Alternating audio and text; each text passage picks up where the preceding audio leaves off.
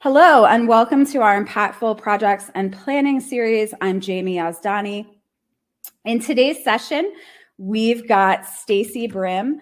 She is the founder and principal consultant at STB Consulting, and we're going to be talking about the importance of PMOs, or project management offices. So thanks for joining me, Stacye.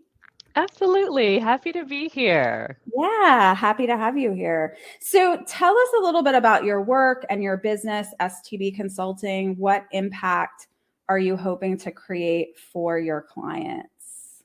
Sure. So, as you said, I'm the founder and principal consultant for STB Consulting, and we partner with both nonprofit and for profit organizations in the areas of strategy and project management. And really, for mission based organizations, the goal is to help nonprofit leaders and their teams align on their strategy and their tactics to help them maximize their impact to the communities they serve. Wonderful. So, Yeah. you and I have talked about this off live before that we both offer both project management and strategic planning services. We're both PMPs, and these are kind of the service suite that we've come up with. How do you think these two areas intersect? There is a natural connection between the two. You and I both know that.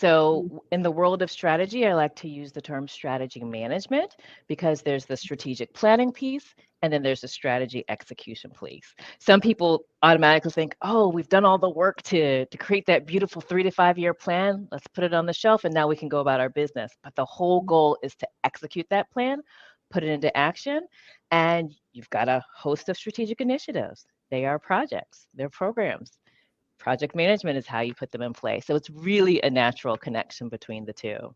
Yeah, and that's exactly how I feel. That states it so eloquently. For me, I feel like it's all planning. It's just happening at kind of different levels. Yep. And I know for me, and we're going to be talking about PMOs in a second, but the kind of bringing some of the strategy and aligning that with the project management. I think often people Yeah. only think of project management for a single project or program or initiative, but we really want to be aligning it with our strategy, whether that happens kind of as part of a strategic planning implementation process or through some kind of approval process for your projects. They really are aligned across the organization. And so it's great to, I think, for organizations have folks like us who are able to kind of bring those two pieces together. I agree. And just from a practical standpoint, you meet a lot of people who are project management professionals and specialists, and a lot of people who are strategy professionals, but not many that overlap. So it was really fun when we initially connected, Jamie.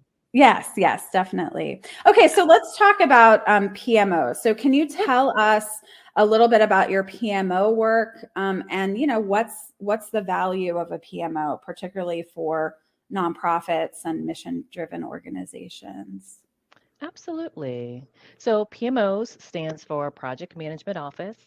Sometimes you may see Program Management Office or Portfolio Management Office, but whatever that P is for PMO, it's really the body, the organization. Sometimes it's one person, depending on the org, that can standardize project management processes across the organization, support those leading projects across the organization, share methodologies and lessons learned and that communication so that projects and work can be executed in a more efficient way.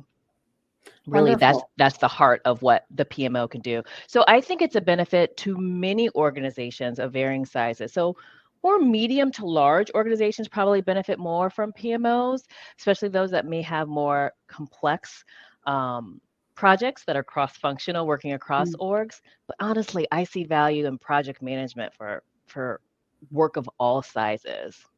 So when you're working with clients on kind of PMOs, is that kind of establishing PMOs, establishing how the PMO is going to work for their organization? What does that usually look like? Absolutely. So it can look like a couple of different things. For some organizations, I'll just hold a PMO workshop, leadership workshop. And really the purpose of that is aligning the leadership on language around project management so everyone has a common terminology, Mm. talking about what PMOs can look like, because one size does not fit all. PMOs have different flavors, shapes, sizes, purposes. Talking about having facilitated discussion around what's working well, what's not working well, what could be done differently around project execution in their organization, even if it doesn't have a term or methodology. And then talking about, okay, do we think a PMO could work for us? And if so, what could that look like? Do we want more of a supportive PMO or a controlling PMO? What do we want the function to be? Because there's just a process. You're not going from zero to, having a gazillion processes and templates in place. That's way too overwhelming. But where are we now and where do we want to be next?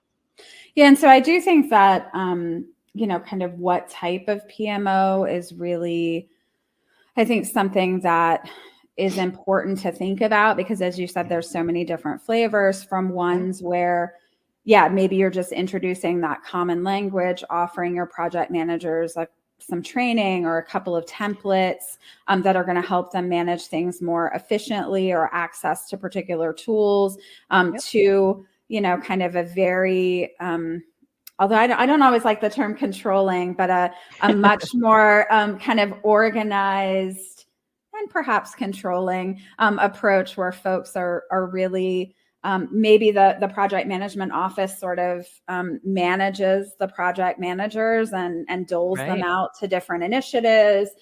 They may be kind of, assessing how projects are going and pulling that information in. They may be making decisions about which projects to do or not to do, and kind of how to intervene. And so, when you are working with nonprofits in particular, are you seeing kind of more of a controlling versus, kind of less controlling sort of spin? Yeah. In nonprofit spaces, I've seen less controlling PMOs and more so supportive PMOs. In the corporate space and even in large public sector organizations I've worked with, it's been more of a controlling PMO, where you have clear stage gates and requirements before you can pass from one, stage of the process to another. But in nonprofits, it's more supportive than controlling. So you may have some project management processes in place. Here are some helpful templates. This is the reporting we would like you to do to leadership on the initiatives that you're leading. Putting some training in place if that's a need, whether it's on processes, how to be a good project manager, or project management tools. And oftentimes people and organizations might think, okay, we just need a tool. Okay, we want to get on Asana. We want to get on Smartsheet. Oh, I heard Monday.com is great. And I reel it back. Let's take a step back. Let's do an assessment. Where are you as an organization? What are you doing now? Because a tool is not always the answer. You need to have a process, and the tool should support that process, right? Yeah. So Absolutely. Yeah, I do think, and I'm someone who loves technology and loves to use all kinds of different tools, but I often tell people the tool will not fix all of your problems, despite what the salesperson might say. And the tool is not a process, right? That's right. The tool is just a tool. And if things aren't working well and your teams aren't communicating, you are just switching the formats for them to not communicate. And not kind of do things well. So I think that's the tool can be part of it, but it's not the only answer. And there's so many different ways to use these tools, right? And so coming up with what your processes are. And I know, just kind of as an example, recently I worked with a nonprofit executive who, in her organization, it was sort of called a program development was kind of the term that they were using. And really all we were doing was kind of coming up with a standardized process. They tended to do similar sorts of projects related to kind of programs and grant initiatives, just coming up with kind of a standard way that they were going to move through their projects, because there were some things that had to happen during initiation, and there were some certain types of reporting at the end, and there were some ways that they tended to engage stakeholders and kind of bring in vendors, and it was just about kind of putting that process together for people. And so I think that was valuable for them. But that's a way that if anybody's out there listening and thinking about this for your organization, there are lots of ways this can look.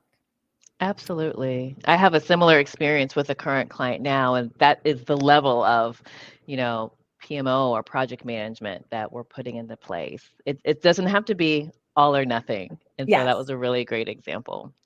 Yes. So as a project coach, because you talked a little bit about PMOs having, some coaching, and I know that you coach folks as well. But what are some areas where you tend to see folks struggle as they manage projects? And is there advice that you tend to give? Yeah. Well, first of all, there are many people who are leading projects, who are project managers, but don't have the title. And I've seen that a lot in nonprofit organizations. More in corporate, you'll have a project manager, program manager role. That's your title. That's who you are. But in nonprofits, I'm seeing a lot of people who do the function of a project manager and maybe several other things, but they don't have that title. So because they don't have that title, they are leading work, facilitating a body of work to accomplish a certain goal. It's what project managers do without the knowledge, the tools, the skills. So, really it's assessing where they're at and then helping them get where they need to be. So sometimes it's just the lack of basic PM knowledge. Sometimes they struggle with leading project teams of people who do not directly report to them on an org chart. I mean, you'll see that in nonprofit and corporate space. Some have challenges with holding people accountable, whether it's project team members, whether it's external vendors that they're working with on a project, or even volunteers. And it's a whole different challenge, right? Wow. Sometimes there's challenges with creating a solid project schedule. You and I both know that if you don't have a realistic schedule that's been built with the people who are doing the work, and you've got some contingencies in there, then you're going to struggle. You're going to be late if you haven't considered certain stakeholders, certain risks, involve the right people in the work, et cetera. So developing a good project schedule is another challenge. Stakeholder management is another area. So taking the time to identify who are the stakeholders, the people impacted by this work, and having a plan for communicating and engaging with them. So those are a few of the things that I'm seeing and love helping people with. Yeah, those are things that I see as well. And I do, it's funny, I had a whole career in libraries and higher ed. And even though in those spaces, I managed a lot of projects, lots of folks around me were managing projects. And the only areas that had people with the title project managers were like in the kind of facilities construction area. And sometimes in IT, there might be based on one. But that's it, that's the only place that there were. And I see that a lot in other mission-driven environments, that people are managing projects, but that's not their primary role.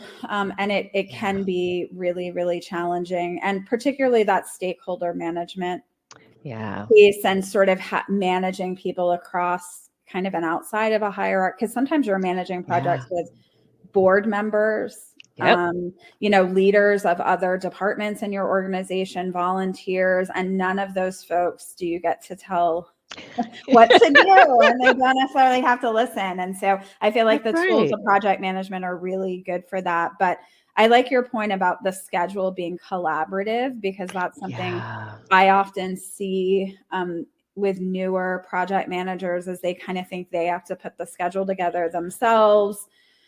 And kind of magically know how long some activity that they don't ever do is going to take for someone else, and when they have time to do it. And I think transparency is really, really important. And, share it, draft it up, say, what does this look like? How often have we seen projects where someone has assigned someone to do something, and it's like, that's the 1 week in their organization where they all take off, or that's the week where all the systems are down, or Yes. these things that happen, or that's the week where they're doing professional development in their department. And if you had asked, you might Right. have known. So You ask up front, and then you continue to talk about it as you're yes. executing that schedule, right? Yes. Yes. Yeah. So I do think, project management is more than just sending people reminders and hoping they listen. Yes.